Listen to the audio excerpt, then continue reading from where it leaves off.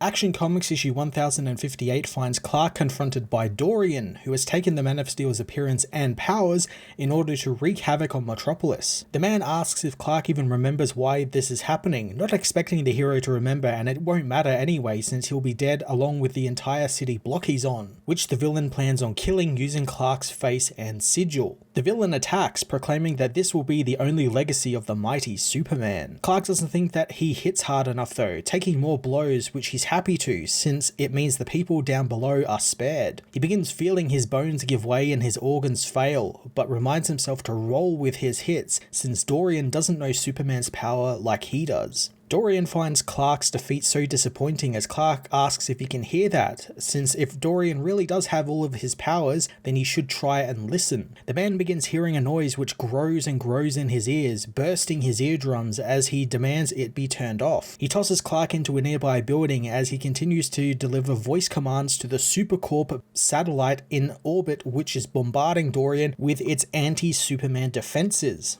Clark knows that Lex didn't think that the laser cannons he had around the city would properly work against Superman since they were too slow, but Clark knew with threats like General Zod and Krillex still out there, he left them active. He powers up one of the old laser cannons, targeting Dorian with it and firing it on him. The laser angers Dorian, who blasts it with his heat vision. Clark watches as he loses control of the heat vision, and knows that since so much energy is pouring into the heat vision, it will burn through his body's stored soul energy very quickly. The now depowered Dorian crashes into the building below as Clark walks over and socks him in the face, causing Dorian to change back to his normal self. Clark spots the strange glowing gauntlet the man was wearing, remembering his words about not remembering them or why this is all happening to him. He promises to find out what it was, as later, the news covers the disaster, with Nora ruling the airwaves with her comments about how Superman's rampage proves her and the Blue Earth's point. She also announces that Superman and his Kryptonian friends won't be the only ones capable of such power soon, and Blue Earth has some exciting things to show everyone that will handle humanity's safety and security through human hands. Lois meanwhile coordinates the planet's coverage on the events from home as the family return home from Steelworks. She asks Othel and Othel about their first day at Steelworks' education program, but Natasha tells Othel to tell Lois what happened. The girl says that she got into a fight with another girl who was laughing at her brother, knowing that they are meant to defend others from harm, and that is what she did. Natasha reminds her that no one actually hurt Othel, and she can't pick a fight whenever someone is just a little mean to them. Kara assures Lois that they stopped it before their powers flared up, but the other girl was very upset. Lois warns the children that things are different now, and they are not on Warworld anymore, and they can't be fighting, especially with people at school. Suddenly the door opens and the disheveled Clark arrives home, asking the kids how school was. As Lois talks with her husband, Kara takes the kids into the next room for a story, revealing that she brought a book from the Great Library of Kandor and wants to tell them about the House Fables of Krypton. Sitting with the kids, she tells them that every house on Krypton has its own sigil, banner, song, and even a house fable, with her family, the L's, fable being about Flamebird and Nightwing. She knows that the kids are Felosians, which means it's a little more complicated since whenever a Kryptonian house joined the Felosians, their sigils, stories, and banners were all struck from the records. But luckily, this book is from before that time, and she discovered the stories of the House of Ra, the house Othel and Othel are part of. As Clark joins them at the doorway, Kara tells the story of two great tribes of Krypton, the Avor and the Aldani, both who thought the other was evil and warred for centuries over the land. And because of said war, their land was cast into the sea by their gods. So on the brink of extinction, both tribes came together and sent their greatest warriors, the Red Sun and the Star Child, out to make peace and join together to find a new home and save their people. The story continues as John Henry apologizes to Clark for what Othel is doing at school. Clark knows that Warworld was hard on the kids, but especially Othel since she protected her brother from a lot on that world. John thinks that he should have Kellex look over his wounds, but Clark doesn't think there's any time since Nora Stone somehow siphoned off his powers and gave them to her bodyguard, and it stands to reason she could give the powers to others. Clark thinks that until his powers come back, and they are very very slowly. He wants Steelworks to get him back up to speed quick. John Henry gleefully tells Clark that he's speaking the same language as him, as elsewhere, Nora returns home to her dark sanctum, uttering chess moves as she enters a secret doorway and her magical lair. She approaches a pool of green glowing liquid, using her magic on the liquid to communicate with someone. She tells the shadowy beings that she has enough of Superman's powers to create a team of their own, and soon the world will have no use for Kryptonians, and they will begin their plan. Nora knows, however, that Superman is strong here, but there is another Kryptonian in his family who could probably be turned to their side. The beings in the liquid believe that this could be a great boon for them, so Nora decides to focus on turning this one Kryptonian to their side and razing the world to the ground. At Steelworks, John Henry puts the finishing touches on his new armor, giving it to Clark. Clark grabs the newly made sword as well, commenting how he didn't think that he would be able to hold one of these again so soon. John believes that it will come in handy, and besides, Nat won't shut up about his new Warworld skills. Clark dons his new super armor and sword, eager to take it for a spin.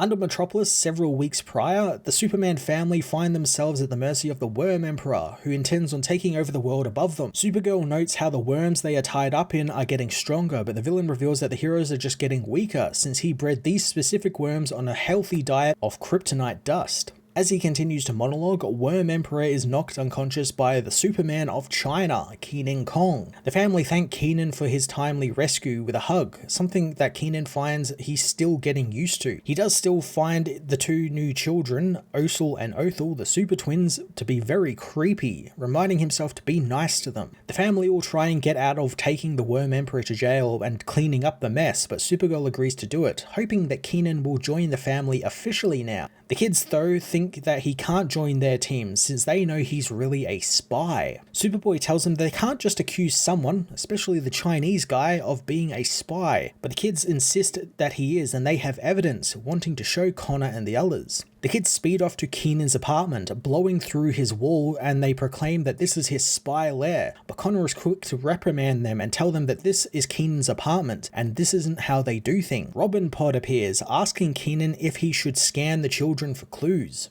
Kenan warns the droid off as Osel and Othel point out a board Kenan has set up that looks like he is tracking the Superman family with. Connor, realizing there might be some weight to these accusations, asks Kenan what's going on. Sometime before in Shanghai, Kenan meets with Baxi, the Batman of China, at a morgue. The Batman shows him the body of Tang Tai-Kwan, a reporter for the primetime Shanghai, who suddenly died of a stroke. And not only that, he died just as he was beginning work on his biggest story, uncovering Superman's secret identity. Kenan knows that everyone knows who he is since he announced his secret identity as soon as he became Superman, but Batman, however, means that he was trying to find out the American Superman's identity. Robin Pod says that the man's heart ceased thanks to excessive heat, and Batman points out that it was targeted heat, made by a thermal laser, or perhaps even heat vision. Kenan doesn't believe that Superman or anyone associated with him would do this, since after all, this is Superman they are talking about. Baxi reminds him that they don't know who Superman really is under the cape, so he wants Kenan to go to Metropolis and embed himself in the Superman family and find out all of their secret identities. The Batman reveals that before Tang became a reporter, he studied at the Academy of the Bat and was one of the few students who actually liked Baxi, and he considers him a friend, and now he wants Kenan, his best friend, to help him discover why he deserved to die like this. Kenan is still unsure, as in the present, Kenan has Robin Pod translate his exact words to Connor and the kids, telling them what happened in Shanghai and how maybe Superman might have killed this man and he was sent to investigate the family. Kenan wants to know their identities and promises he won't tell his friend, and wants them to trust him, but Superboy flat out refuses to reveal their identities, so Kenan tells Robin Pod to begin scanning them. Connor demands that he stop the robot immediately as the kids try and knock it out of the air. Since they can't catch it, Othel decides to punch the spy, hitting Kenan in the face. The robot stops its scans, finding soil on the feet of all of the kids and Connor to be from a farm outside of Metropolis, a farm the robot discovers belongs to famed reporter Clark Kent. Upon figuring out that Clark Kent is Superman, Kenan suddenly has a stroke, all thanks to the procedures that Lex put in place that would affect anyone who figures out Clark's secret identity. Connor rushes to help Kenan, but it's too late as they find the Superman of China is dead.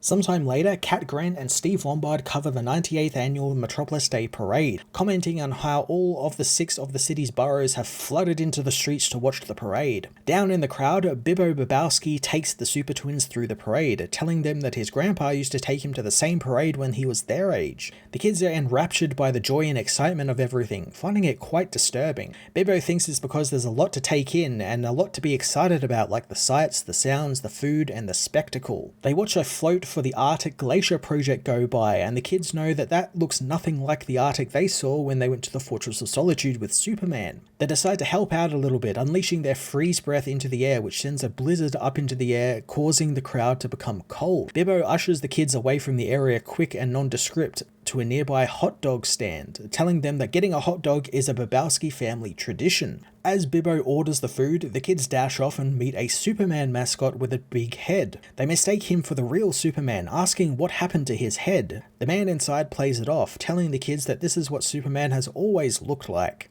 Othel uses her X-ray vision to see the scared teenager inside, attacking the man and claiming him to be an imposter. Parade security comes to get the kids, but they tackle them down and escape across the parade floats. The twins think they lost security, but suddenly more appear behind them, grabbing Othel. Othel becomes angered, unleashing her heat vision onto the tarmac under the men's feet and melting their shoes to the ground. The kids disappear into the crowd and find that they are lost, unable to find Bibbo. Upon seeing the parade balloons above, Othel thinks the world is full of curiosities and likes which they have never seen. The kids think they know how they can find Bibbo, as elsewhere, Bibbo asks around about the kids, asking anyone if they've seen any kids with Philosian accents. He suddenly spots the kids flying up to the ambush bug balloon, and the Super Twins spot Bibbo below, but when they go to move off the balloon, their weight ruptures the balloon, causing it to deflate and begin to fall slowly towards the crowd below. Panicked people run away as Superman, the real Superman, arrives, patching the balloon with his heat vision before asking the kids if they've gotten up to anything good today. The kids return to Bibbo, apologizing to him and saying that they are sorry for running off. Bibbo treats the kids to their first Metro dog, asking Bibbo if they can continue the Bobowski family tradition next year too. Fighting back tears, Bibbo agrees to do it again with the kids before asking Superman under his breath if he can by chance get a hold of a mildly kryptonite-laced child harness for next time.